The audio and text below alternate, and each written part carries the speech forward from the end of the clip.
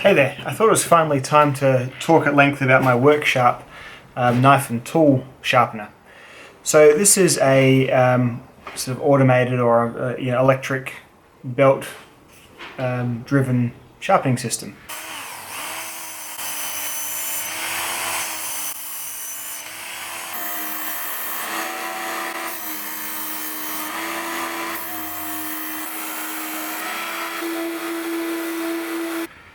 It uses 3 different types of belts. This is the finest on now, the grey one. It's a very smooth belt. This is the green one. This is the most abrasive belt. And this is the 200 grit, I believe. So this is what you do primarily your knife shaping stuff with. Really is for me just a 2-belt system. So brown and then blue on most of my knives. Some things to know about the Worksharp is it is a power tool, and it's like a high torque power tool.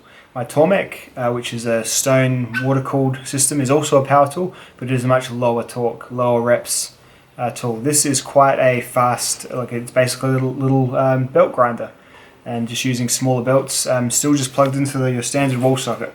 So as such, it will work very quickly to put the edge on your knife, sometimes too quickly.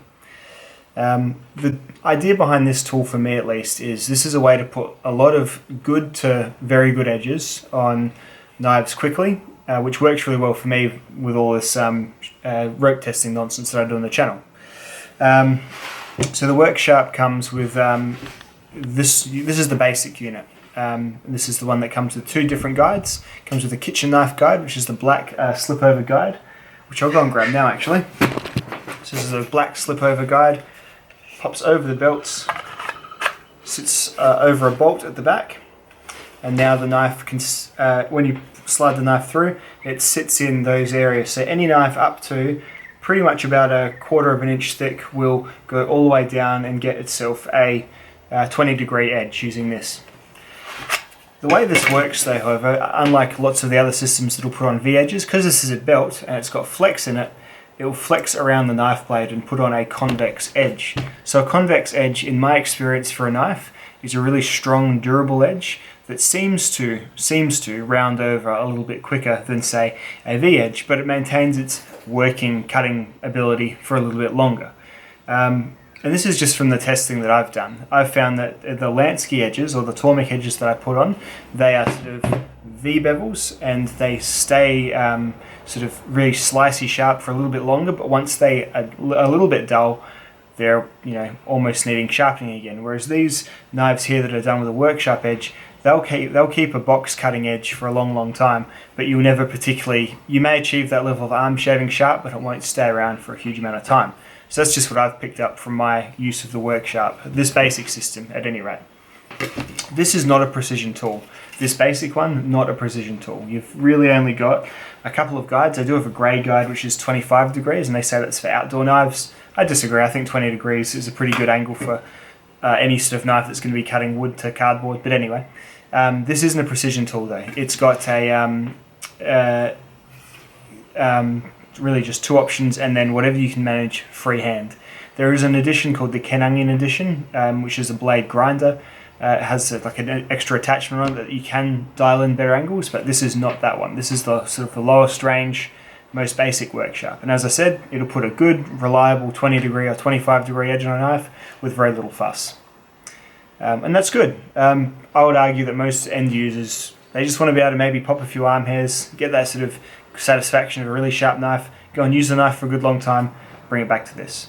So it's good. It has the good things about this are the simplicity of it and the quickness of it are definitely desirable. Another good thing about it is you can freehand with this. So what I have done is I do my axes with this, because you can just use a it's providing you're a bit sensitive on the trigger, because it is just momentary on, not auto on. As in the switch pops back once you let go, and then it turns off. So as long as you're sensitive with it, you can do my axes. I'll be running in some footage of me doing my Grandsfors axe. Really does sort of take that, it does 2 things. It takes all the garbage off the edge, so all of the trees stuff, all the staining, and it just reconvexes it to just a nice broad convex, especially if you just use the entire belt to sort of follow the face of the blade. It does a really, really good job on axes. The green belt I don't use too often. I do use it on my lawnmower blades. Again, you bring the tool to the blade and you just shave down and use your green and then probably just your brown. You wouldn't worry about sort of polishing your lawnmower blade too much at all. So it is really good and it's really versatile. Another thing I do use it for is for reconvexing convex blade knives. So convex fork kniven, for example, is a fully convex ground knife. I did have a V-edge on it for a while. I used the Worksharp, and I'll show you on camera. I used the Worksharp to reinstall a full convex edge from spine to edge. So I did really well at that. Negatives of the Worksharp. So the things that you need to know about the Worksharp are that it is very, very possible to damage your knives to the point where they'll take a lot of effort and they'll lose a lot of edge to get them right again. So because it's a high torque power tool, you need to be following the instructions. You need to be pulling it through very quickly, and you need to be just on the ball. Not to, even if you feel like it's perhaps not as sharp in one area as another, follow the instructions, quick pulls through. Otherwise what you'll get is if you linger for too long, even for a second extra with a knife, especially with a softer steel knife, you'll end up recurving your blade. And that's a fair slog to take out, where you need to probably move up to like a Tormek or something different to fix that.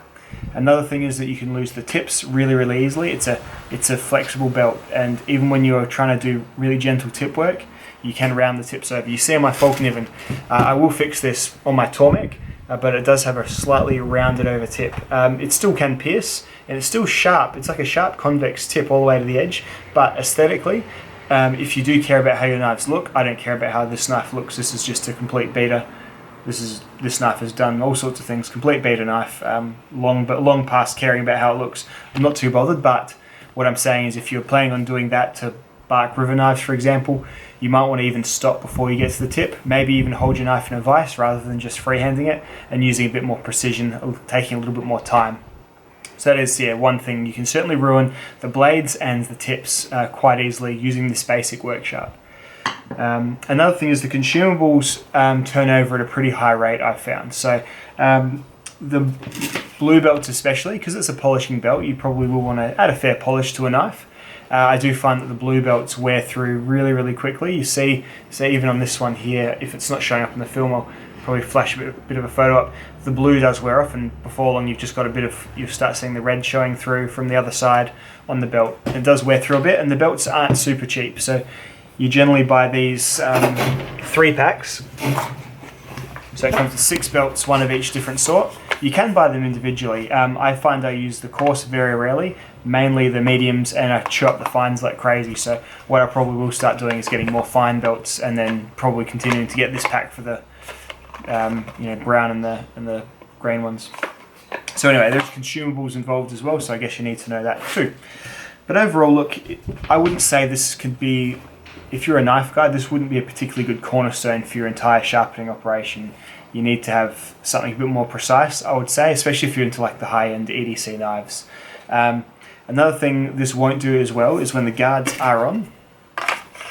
I'll probably just be demonstrating this with footage right now instead of awkwardly fumbling through it, but often your knife will struggle to get all the way to, this fork niven's okay, but often, especially if the handles go almost up to the edge, the sides of this guide here will kind of stop the knife, and your edges will be kind of starting about 1 centimeter or so in, and so that can be a bit annoying if it's a knife that, again, you care about how it looks.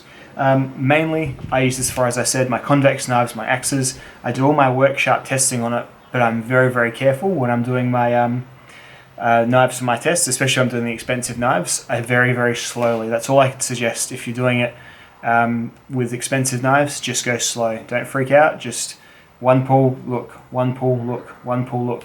With your cheaper knives, you just go to town a bit. Pull, pull, pull, pull, pull, probably done. But that's all only advice I'd give with your expensive knives. Just take it slow, because it's, Sorry about that, the camera battery went flat. Yeah, as I was just saying, just take it slow when you're using it for fancy knives, and that's probably the main thing. I've only really burnt myself a couple of times on a really nice knife with the Worksharp, and I could always fix it on the Tormek. But as I said, it's best to have a system with, this is great if you have a lot of knives and you're doing a lot of sharpening, but I would suggest it's probably better to have a more slow-paced system. Sharpening's like most things, the more time you put into something, the better end result you're going to get. I would say in the scheme of edges, the sharpest possible edges are those, wicked edge, precision kit edges for sure. My Tormek edges, it's an automated system. It puts on its Tormek edge, which is like a sort of slightly toothy aluminium oxide stone or ceramic stone edge, whatever. Probably about maybe, the way I think of it as percentages, I reckon a work sharp can, if you think of absolute sharpness, sharpest you can possibly get a knife, I reckon the work sharp can get you about 60 to 70% of the way there, which is probably as much as anyone ever actually needs. And then you've got, say, my Tormek, which I reckon can get me about 80 to 90% of that way. You can get a bit of a polish going, nice and toothy, great for the tool steels, awesome stuff. But then I think if you do want that supreme, Instagram level of knife polish where you do those photos where you reflect the surface of whatever is under, if that's your thing, you're probably going to have to pull for like a big fancy system or get your knives professionally sharpened, because all the professional sharpening dudes will use at least a Tormek with a Japanese waterstone, or they'll be using your Wicked Edge, your KME systems, your big Russian box systems, whatever they are. Anyway, I've had a few requests for this video, so I thought I'd just do one on it. I hope you've enjoyed. I hope it was illuminating. The Worksharp's a great kit, so I'd pull the trigger if you feel like you have a purpose for it like I've described, because it does work really well. You might want to try the blade grinding edition if you are after something that is automatic but able to be dialed in just a little bit more. I think the belts are fatter, a little bit less margin for things rocking about and getting tipped or ruining them. So yeah, hope you've enjoyed. I'll see you in the next video. Bye guys.